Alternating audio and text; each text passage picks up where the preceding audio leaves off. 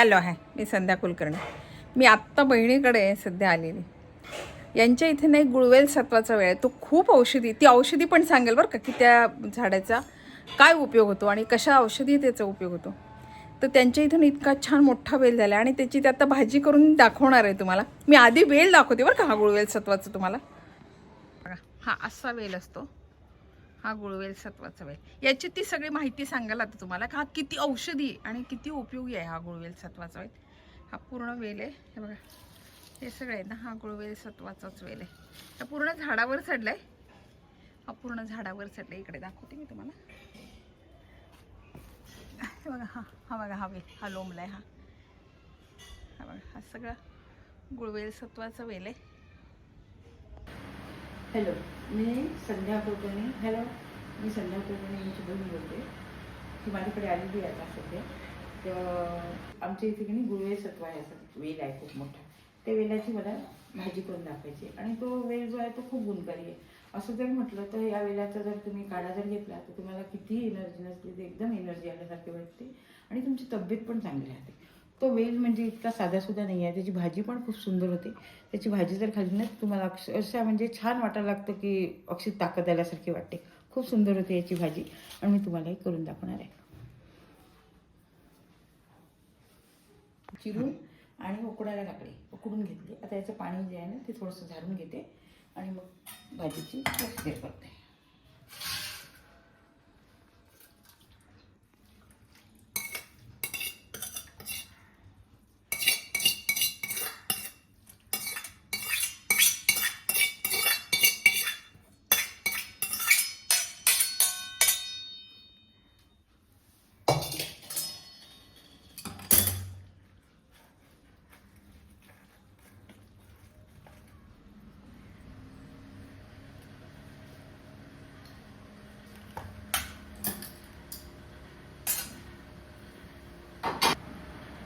तेल, हळद,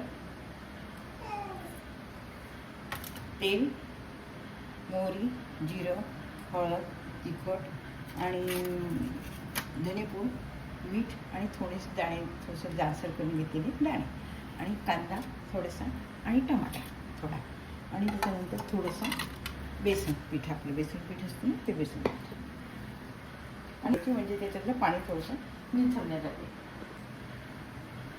अंदाजे घालायचं, आपलं असं काही नाही आहे की इतकंच घातलं पाहिजे असं काही नाही आहे. त्याच्यामध्ये तेल घालायचं, जिरं घालायचं, मोहरी घालायची थोडी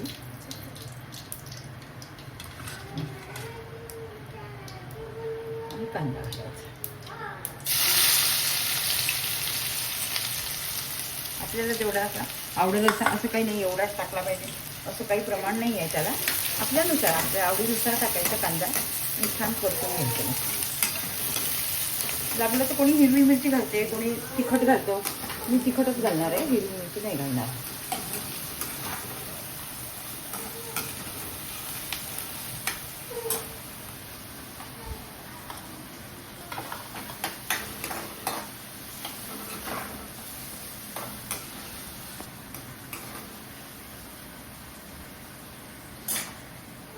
कांदा परत तिला यायची घाई आहे आणि जायची पण घाई आहे.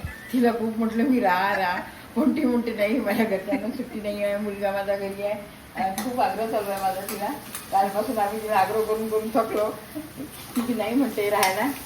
चालू आहे माझे प्रयत्न की राहा. आजच्या दिवस तिने म्हटलं 1-2 दिवस राहा. आधी इतक्या लांबून आली राहा, तिचं राहणं होत नाही, येत पण नाही ती, येतही नाही लवकर. किती दिवसांनी आमच्या भेटी होतात फोनवर कंटिन्यू. एक दिवसही आम्ही दोघी बहिणी असं नाही आहे की एक दिवसही बोललो नाही. आम्हाला चैन पडत नाही. सकाळपासून संध्याकाळपर्यंत एकदा तरी बोलणं झालं पाहिजे आमचं. काहीतरी बोलू, विचारू तिची तब्येत कशी, तुझं काय, माझं काय, बस झालं काम, तेवढं तरी आम्ही बोलू. दोघींना एकमेकीशिवाय अजिबात जमत नाही. म्हणजे आमची खूप हे आहे.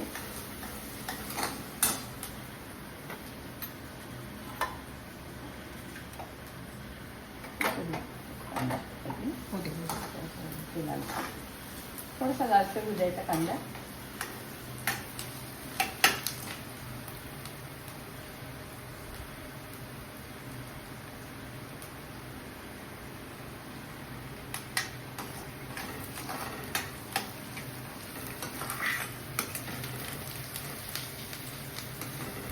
घालते याच्यामध्ये, थोडासा घालते हिंग.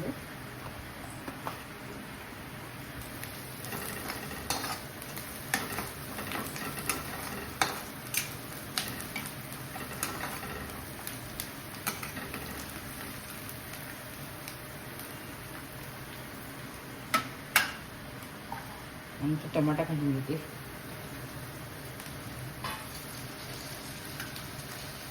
आता हळद घालते, घालते अंदाजे आपलं की जेवढं आपल्याला प्रमाण भाजीचं घेतलं आहे आपण त्याच्यापेक्षा थोडंसं म्हणजे त्याला चव लागेल असं प्रमाणामध्ये घालायचं सगळं. तिखट, मीठ, हळद आणि हे हळद आणि धणेपूड घालायचं.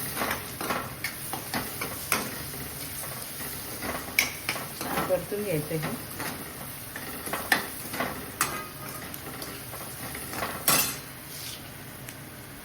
चांगलं परतलं की याच्यामध्ये ही भाजी घालून द्यायची सगळी. तिने छान फुलून घेतली बरं का, पाणी काही ठेवलेलं नाही, पाणी नाही ठेवलं आहे त्याच्यामध्ये. थोडंसं म्हणजे खूप ठेवलं तरी थोडंफार असलं तरी काही हरकत नाही, कारण थोडा ओलावा पाहिजे. वरून लागल्यास मग काय बेसन टाकतं की नाही आपण, तेव्हा कोरडेपणा आला तर थोडंसं वरून पाणी घातलं तरी चालेल. थोडंसं डाळीचं पीठ घालावं लागतं याला.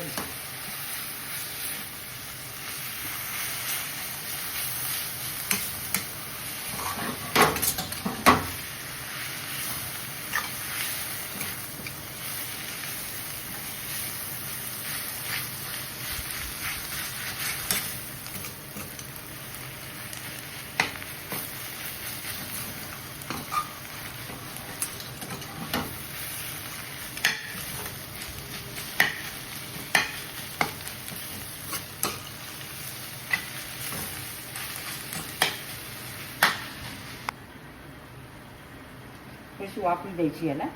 वाफ आली थोडी चांगली मग त्या भाजीमध्ये बेसन घालून त्याला घोटायची छान. मग मीठ घालायचं त्याच्यामध्ये, थोडंसं दाण्याचं कूट घालून द्यायचं.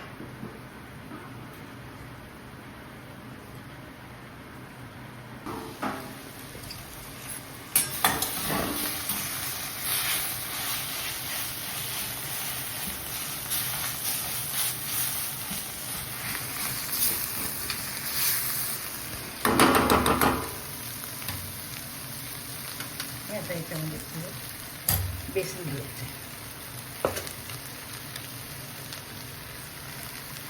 म्हणजे बेसन लावायचंच त्याला थोडंसं,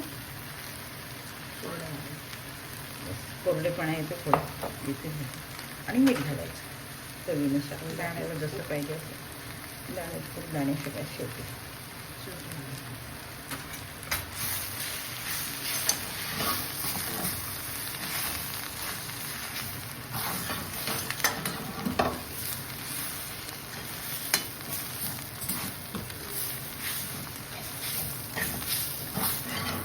कांद्याची वगैरे कशी आपण मोठी भाजी करतो पण तशीच टाईप करायची. कोणी डाळीमध्ये पण करते, तुरीच्या डाळीमध्ये डाळ भाजी पण करते याची, डाळ भाजी पण होते याची. आणि जसं त्याला लागेल तसं पण हे पोटात जाणं आवश्यक आहे. खूप चांगली आहे भाजी ही आणि शरीराला सुद्धा गुणकारी आहे. तुम्हाला हेल्दीपणा वाटतं त्या भाजीने खाल्ल्यानंतरच थोडंसं 2 दिवसात तुम्हाला जाणवायला सुरुवात होते, म्हणजे एका दिवसामध्ये की खरंच ही भाजी कशी आहे.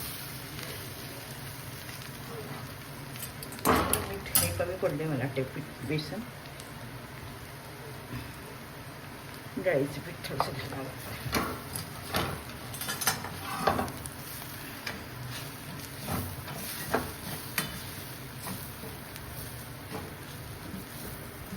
भाजी त्याच्यामध्ये आता थोडं दाणे जाडसर आपण थोडेसे दाणे काढून घ्यायचे, थोडेसे जाडसर मिक्सरमधून, आणि ते त्याच्यामध्ये घालून द्यायचे. थोडे जाडसर घातले की चवीला पण छान लागते.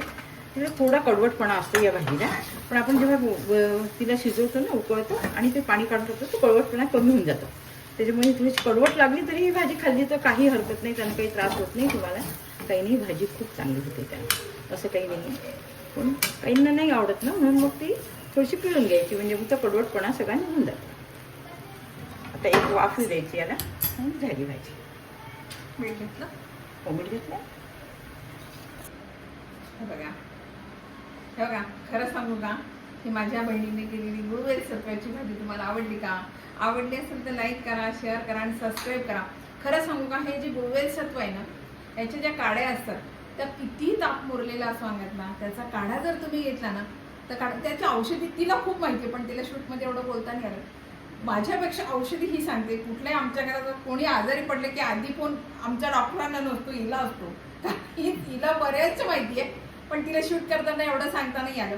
आणि ह्या भाजीचा खूप औषधी उपयोग आहे. चव पाहण्यापेक्षा माझं म्हणणं एकच आहे की औषधी पाहावी माणसाला. आणि ही इतकी गुणकारी भाजी आहे. माझ्या बहिणीने केलेली ही रेसिपी तुम्हाला कशी वाटली, आवडली का? आवडली असेल तर लाईक करा, शेअर करा आणि सबस्क्राईब करा बरं का माझ्या चॅनलला. ती पण चॅनल खोलणार आहे. तिची सून आहे, तिला ब्लाऊज वगैरे छान शिवता येतात. तिला म्हटलं अगं तू पण चॅनल खोल. म्हणजे कसं होतं माहितीये का, आपण जे शिकवतो ना ते बाहेरच्यांना कळते ना, मग ते पण त्या गोष्टी करतात. आता बघा माझ्या रेसिपी बरेच जण फॉलो करतात, मग थोडंसं मला बरं वाटते ना की आपल्या रेसिपी बरेच जण फॉलो करतात. बाय.